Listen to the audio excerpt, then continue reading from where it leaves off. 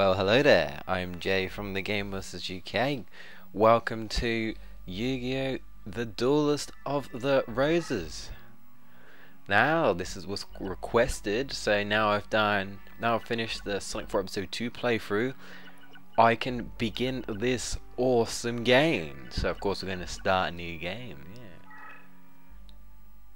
Yeah. Now, the Yu-Gi-Oh! This game is going to be like it's played differently to like how you would play it in like real life, I suppose. And it's different to the pre-form film of this film, I should say, game, which is Yu-Gi-Oh! Forbidden Memories, which I'll get into after this actually. So I'll go backwards. So yeah, and it's set in England, 1480s. War of the Roses. Power struggle between the houses of the Lancaster, Red Rose, and York, White Rose, to decide a royal successor was nearing an end. With the Yorkists well in the lead, the reign of Richard III, yeah, nice crown, dude, was but a step away. And in France, hey, it's Yugi, Henry Tudor, hey, the last Lancasterian heir, was being forced to live a life of exile. Ah. Hey, it's Pegasus. The Lancastrian forces were rendered powerless by ancient cards of sorcery wielded by Seto. Hey, it's Kyber and his 7 followers who, known as the Rose Crusaders, served under the flag of Lord Crawford, a powerful Yorkist nobleman. A nobleman.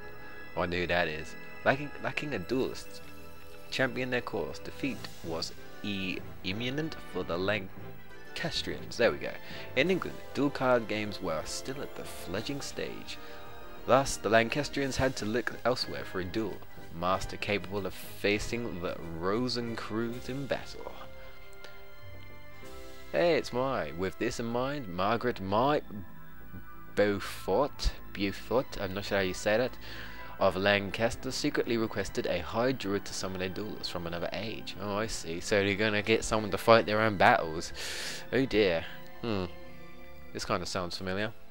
Probably like on most other games and stuff, you know? Let's go.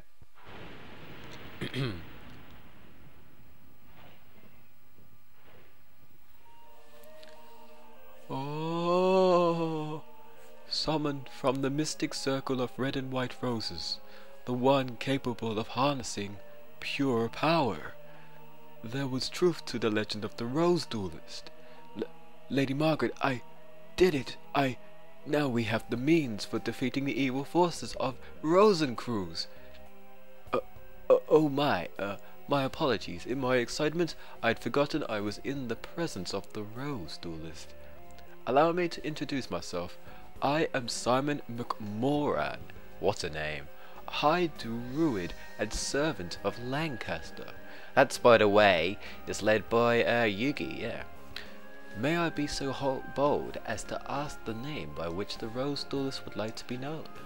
Oh, name and time, and of course, I could put J, but I'm going to put GBUKJ because I'm from the GBUK team. It'll probably be more random, as you'd expect. There'll also be some truths. Obviously, I'll explain how this game is roughly, you know, how things are a bit different, and yeah, things are a bit different. There is an actual tutorial, but we're not going to bother with that. I'm going to explain it as we go, so nothing to worry about. GBUKJ, a fine name indeed. Now here's the situation. The year is 1485, and you are currently in Stonehenge, near Salisbury, England. So there you go. England is in turmoil, with the House of Lancaster's rightful claim to the throne being challenged by the Yorkist usurpers. I think I said that right. The power struggle is referred to as the War of the Roses, a name based on the badges used by both sides, a red rose for the Lancastrians and a white rose for the Yorkists. Right now, our kingdom is threatened by the Yorkists and their wrongful claim to the throne. All because the Yorkists enjoy the support of the Rose Crusaders and their successor, Sorcerer's White Rose cards. God, that's a mouthful. Using our red rose cards, we summoned you, GBUKJ, to this day and age. We hoped that your dueling experience would defeat the Rose Crusaders and lead us to victory. So you're basically expecting me to help. What's in it for me? You, you will help us, won't you? Of course you will. Foolish of me to even doubt where your loyalties lie. We'll see about that. Rumor has it that only the legendary Rose Duelist stands a chance against the power of Rosencrews. We appreciate any help that you can provide against them. But before I forget, I should warn you that the rules to dueling differ here from those of your age. Here in England, dueling is governed by what is known as the perfect rule. In addition to several minor distinctions, there are two major differences. One is the existence of movement or positioning. In other words, guys, we basically got a deck leader that our deck leader is the actual monster that we've chosen as a deck leader,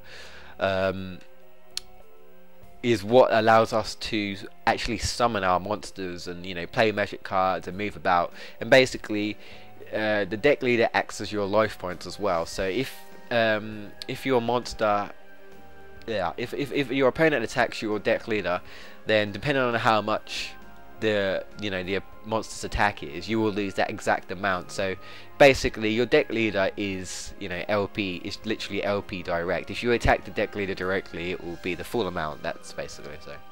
Anyway. These are two aspects of dueling that were lost in the process when the ancient sport of duel monsters were adapted to card form. The perfect rule represents these lost rules that were miraculously revived here in England. Perhaps a practice duel will no. Sorry. First, GBUKJ, you must select a deck to duel with. Oh yeah, here we go.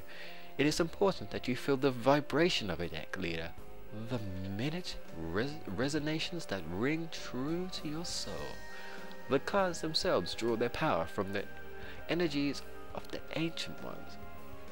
The deck leaders act as an intermediate between the ancient ones and the deck wielder, GBUKJ. It is essential that you select a card leader whose rhythm matches the stirrings of your soul. What? Here are several decks from which to choose. Give it some serious thought and make your selection. Choose carefully, for the deck you select will guide the destiny of your duels. Now, depending on what name you put in, as you may have guessed, you will get different decks. And normally when I put my name in, like just JAI, or in this case GBUKJ, this is what normally I get. So I mean, I've actually had all three of these decks, and I'm going to be honest, I prefer Tactical Aura, and is actually the highest average summon level, which is interesting, but I just prefer what you get in there. So that's kind of like a warrior kind of deck. Kind of. There are like a load of mixture of other stuff there. But the main race is warrior. Like I say there, you've got Thunder for Thunder Nyan, Bug, Fairy, and Spellcaster. And Fairy King Truesdale, which is just Bug, as you may have guessed. Bug, Beast, and Grass, I think it is. Or plant, yeah, I believe. Yeah, bug, I think, yeah, bug, plant. It looks like a bug as well, but it obviously can't be. Bug, plant, and beast, and that's plant, fairy, spellcaster, thunder, and of course warrior. So we're gonna choose that, guys. If you want something like perhaps a really good decks, you have to put like names like Seto and Kaiba or Konami. And I think the best deck I personally like, just because I like dragons, is the Kaiser Dragon deck. And I know I've definitely had the option to get it before when I've put in Konami or Kaiba, or Seto, you know. So yeah, if you're not bothered about the name, obviously, or anything, and you just want the best deck to start off with, then try and get the Kaiser Dragon deck if you can, if you don't like dragons and stuff. But in this case, I want to be known because I'm GBUKJ, that's my name, so I'm not going to be going in as Seto or Kaiba, so here we go. Chosen. Ah, I see you have selected your deck. So that's the efforts of the Celtic Res Rose cards. It looks like there's some truth to the rumor that Res Rose cards are capable of time transformation. Who's there? It's been some time since the Battle of Barnet, old one. Hey, Seto Kaiba makes a snazzy entrance with that snazzy music. I hope you can hear it, guys. Actually, I'll give you a second to listen to this.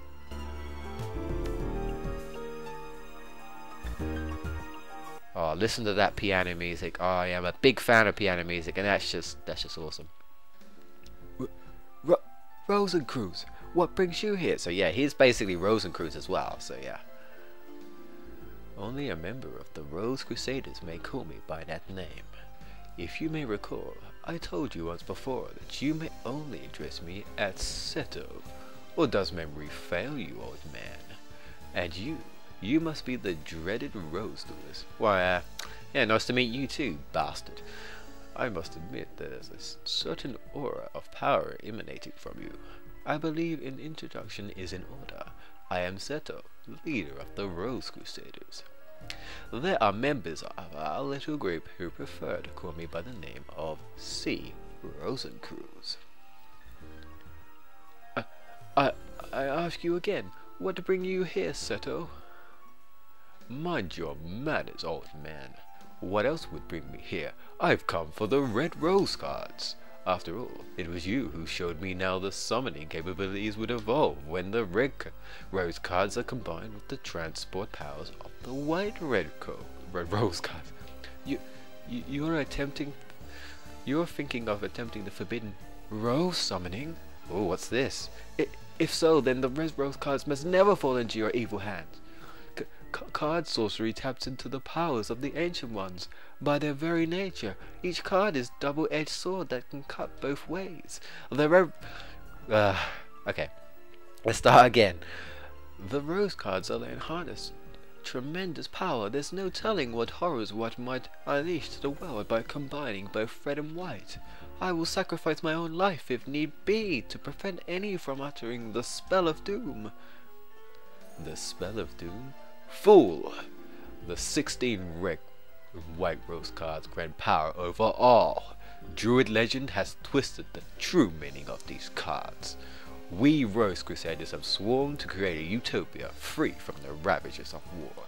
We intend to accomplish this with the power of these cards, and we shall do so by extending the rule of Richard III throughout the known world.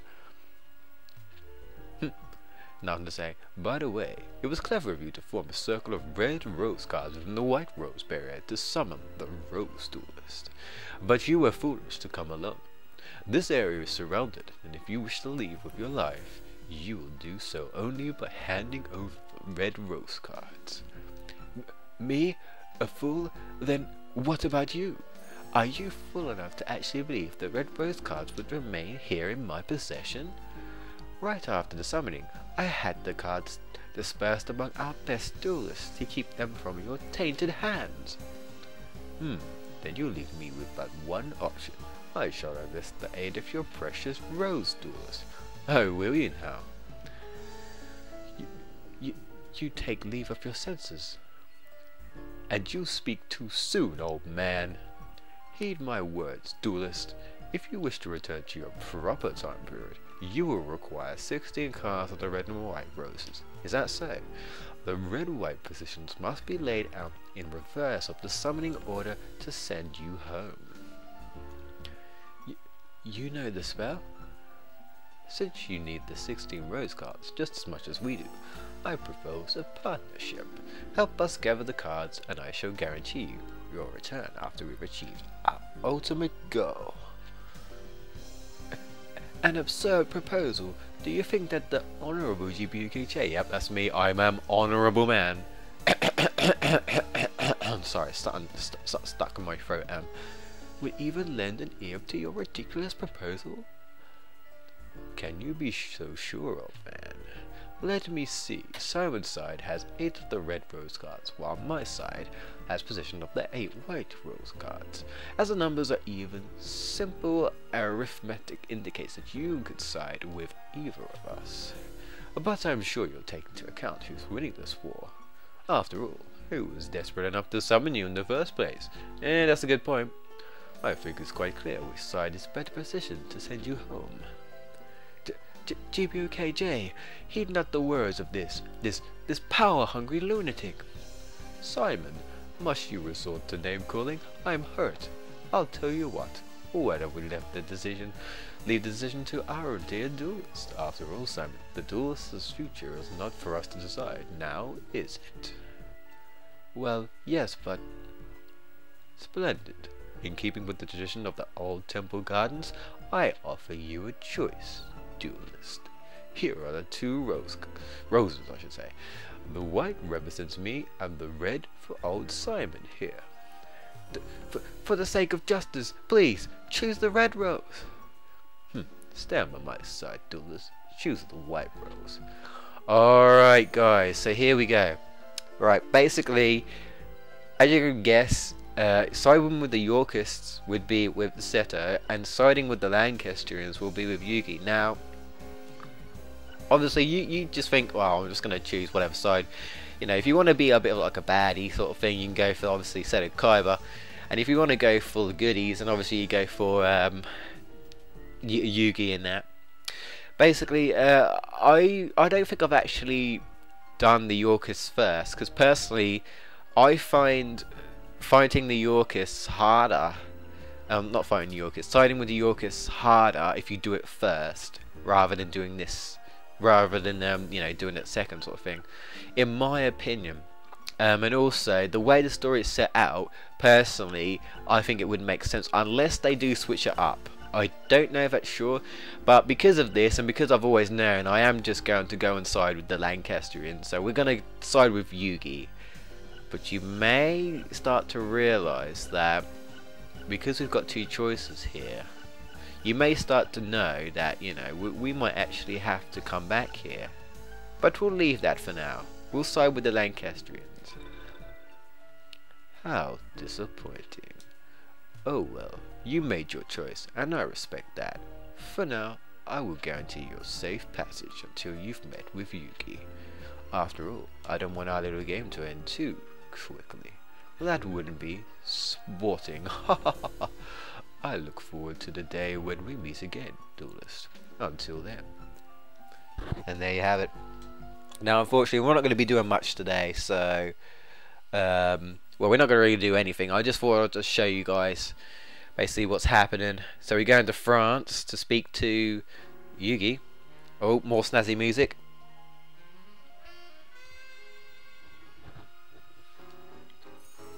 Okay, so... oh, sorry. I needed to press X. Here we go. GBUKJ. I present Prince Yugi, last prince of Lancaster, a true Welshman and the hope of we who call ourselves Celts.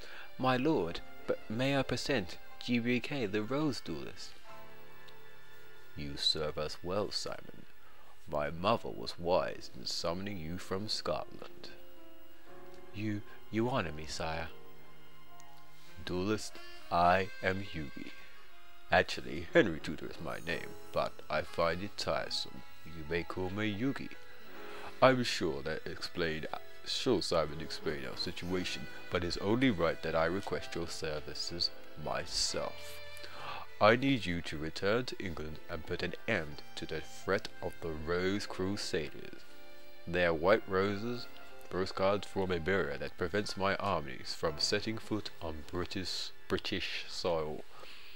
Although we Celts have the red rose cards, we are but inheritors who are unable to wield their full power. In the hopes of reversing our fortunes, we gambled on a druid legend that spoke of a rose duelist. According to the same legend, one must use a deck whose cost is lower than an opponent's to capture a rose card of another colour. Yep, that's right, folks. I believe that it is important that you keep this in mind. The cost of your deck should not exceed the cost of your opponent's deck.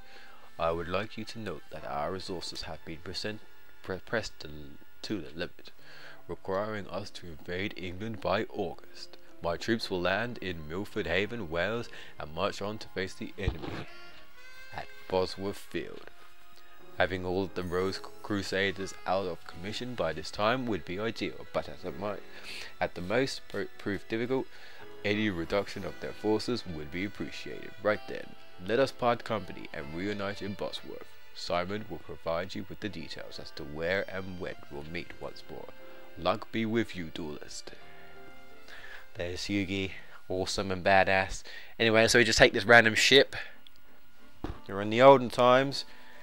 we've been summoned and we can't go home until we do what they say. Although they didn't say they would actually summon us back, send us back, so that's slightly worrying. I wonder if they even thought of that, but here we go.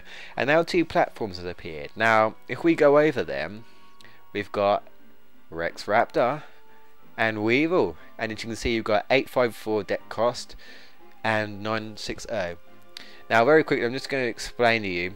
If you look at the bottom, you see I've got my name, you've got deck A, which is like the first deck, because when you get enough cards you can actually make deck B and deck C, so you can have 3 different decks. And at the bottom it says Tactical Warrior, so that's me, which is over there, and that's my deck leader. Now your leader has to have at least a rank, and by default, you know, your deck leader that you're given has a rank, so you can become a deck leader. And obviously it says wins, 0, and losers, and the rose cards at the bottom, which are the red rose cards. So when we defeat say one of these characters, you will get a white rose card. Not for everyone, but I'll explain it as we go. And basically, because my deck cost is 830, it's lower than both of these two, so I can fight them. If they're higher, you can't, and you have to like reduce your deck cost. The deck cost represents all your cards basically. So if you have like say a card that's really good and that's like 50 deck cost, and you know, I don't know, all of a sudden, you can't fight this person, you're going to have to remove that card and put a card that's perhaps not so good, just to lower your deck cost. It can be slightly irritating, but you can, I'd like to think you can work around it, so it's not too bad really. Yeah, anyway guys, we've run out of time, so in the next episode, to save it, in the next episode we're actually going to attempt to fight, I think we'll be fighting Weevil first, and then we'll be fighting Rex Raptor, and I'll explain how the game goes. But anyway, this has been the first part of Yu-Gi-Oh! Duelist of the Roses, basically the intro and me talking and whatnot, but it'll be more action next time. So thank you for watching. I'm Jay from the Game Busters UK. Don't forget to do the old usual if you like the video. Hope you've enjoyed it. For those who requested the video, and more will come soon. Till then.